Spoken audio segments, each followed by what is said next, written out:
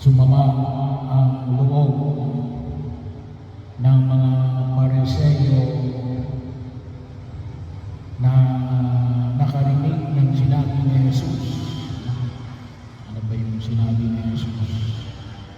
Hindi ang mga bagay na pumapasok sa bibig ng tao ang nagpapasama sa kanya, ngunit ang mga bagay na lumalabas rito.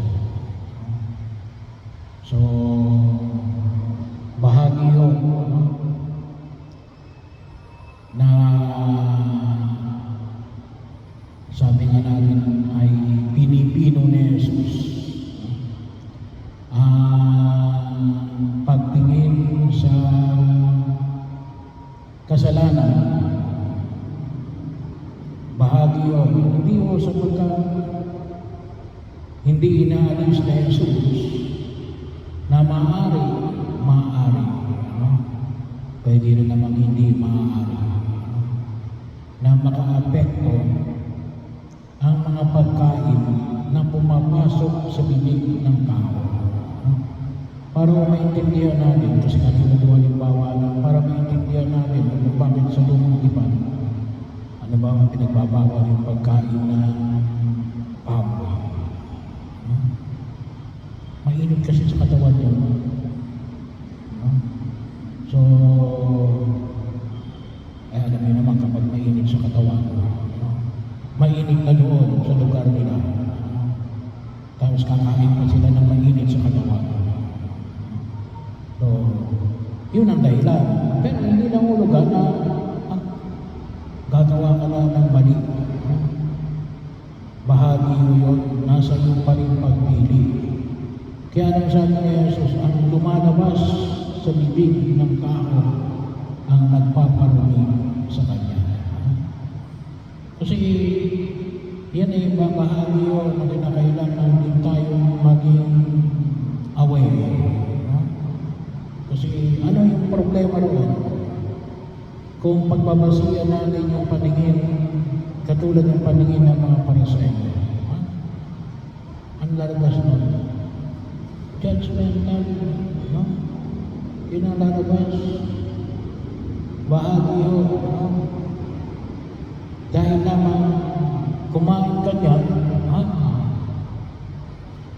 magkakasala ka na agad. Period.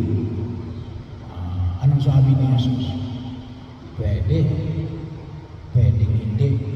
Hindi yan ang dahilan ng pagkakasala. Ang dahilan ng pagkakasala yun kung ano yung gagawin mo pagkatapos kumain yan. So bahagi yun na kung saan makita natin, hindi lang ang pagkain, pati kaisipan, environment, maari yung klema, maari ang mga sitwasyon na kinapimilangan. Sabi nga natin, yun ay pwedeng maging makadagdag o makabawas sa paggawa ng kasalanan. Ang sinasabi na Jesus ay mas higit na pangalagaan yung pagkilos kasi it is always a decision. Bahagi yun. Kasi kung ang pagiging pamantayan natin ng pagkilos, na katulad doon na ipinamamanig ng mga Pariseo, ay ano mawawala doon? Yung isang napakahalagang pinahalagahan ng simbahan, free will.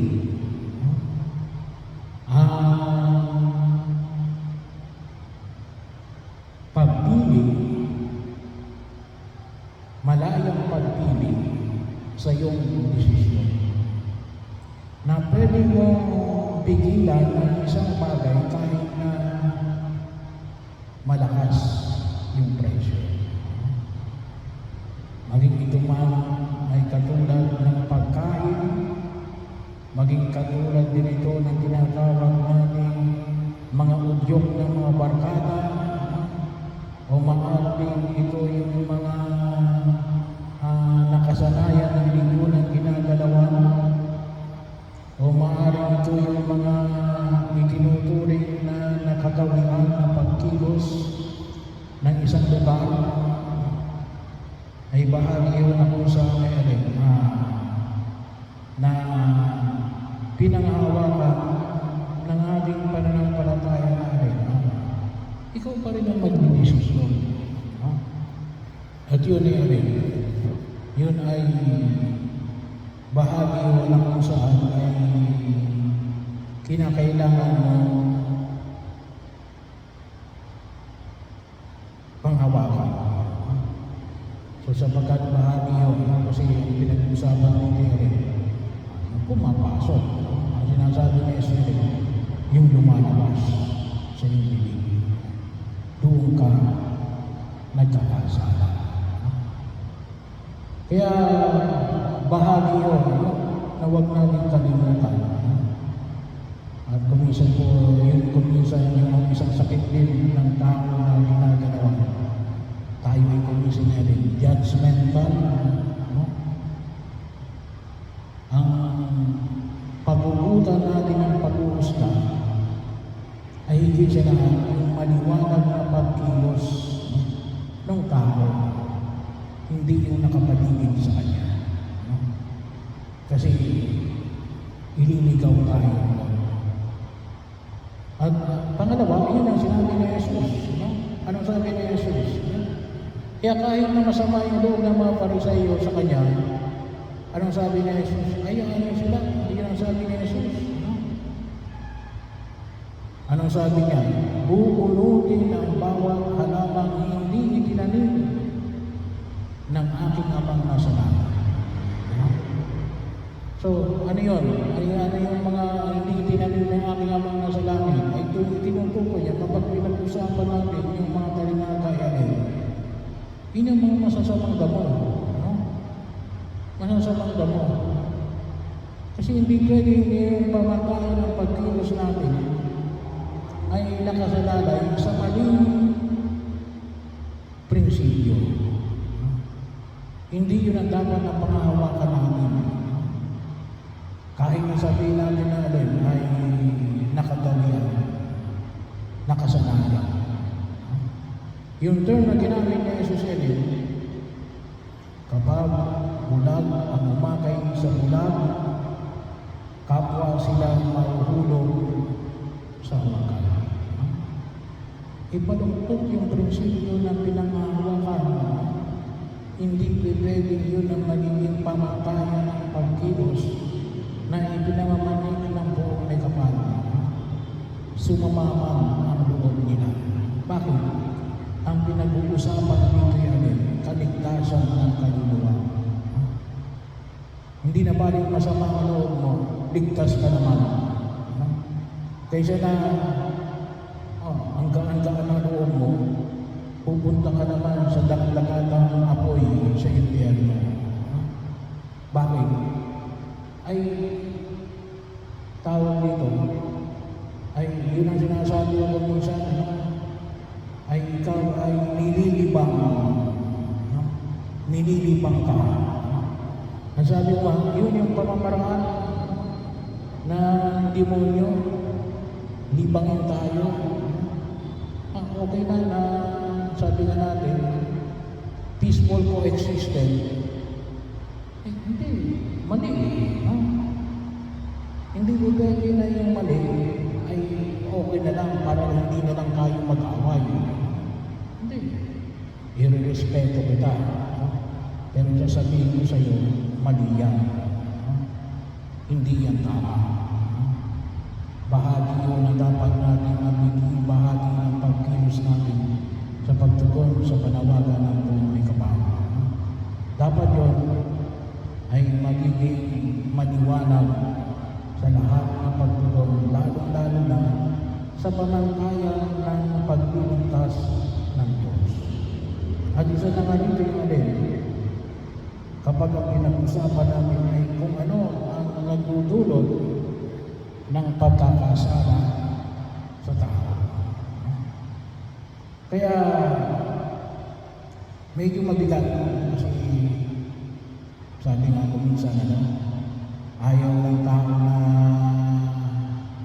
na itama ang kanyang kapwa-tao kasi magagalit. Hindi na umaling magalit. Kasi ikaliligtas naman niya. At yung term na ginamit na yung Sosiedad, hindi pwedeng akayin ng bulag ang kapwa bulag. Pareho silang mahuhulog sa hukay.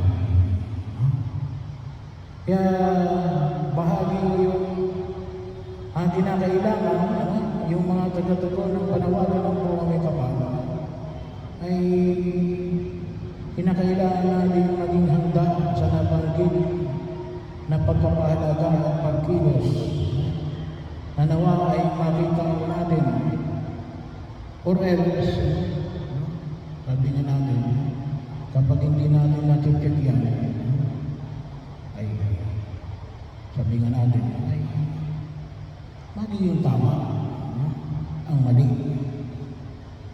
at ang mali naging tama ay baliktad. Kaya idulog natin sa harapan ng Buhay Kapal na ito ay bahagi ng pagtugon ng tinatawag natin sabi nga natin ito ay yung proclamation of the word. Bahagi ito ng hamon na ipinapahayag ng Buhay Kapal.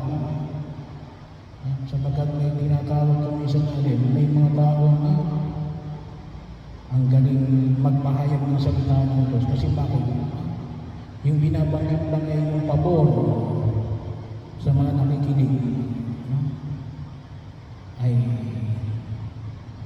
okay yun kung tama. Pero hindi nababanggit ng bagay na mali kasi ikasasakit ng damdamin ng nakikinig. Hindi na makakristo yun. Kaya sa mga nagpapahayag ng salita ng Diyos ay isa yun sa dapat na harapin natin. Sabi ka natin, sorry na lamang doon sa masasaktan ng damdamin. Pero dapat ihanda natin ang ating sarili bilang pagtugon natin sa panawagan ng Diyos na kinakailangan natin na makita yung higit na kahalagahan ng pagpapahayag ng mabuting balita ng pagliligtas ng Diyos. Para mamulat tayo sa katotohanan sa daigdig na ito. Sapagkat baka hindi natin namamalayan kasi yung trabaho yung tayo ay panatilihin na sa gitna ng kadiliman pero masaya tayo. Mayroong ganun pasasayahin ka lang pero wala kang alam kaysa sa kahit na masakit na malaman ang katotohanan pero magdudulot ito ng tunay na kaligtasan at pagmulag na makita natin lalong-lalo na sa tanikala ng kamangmangan.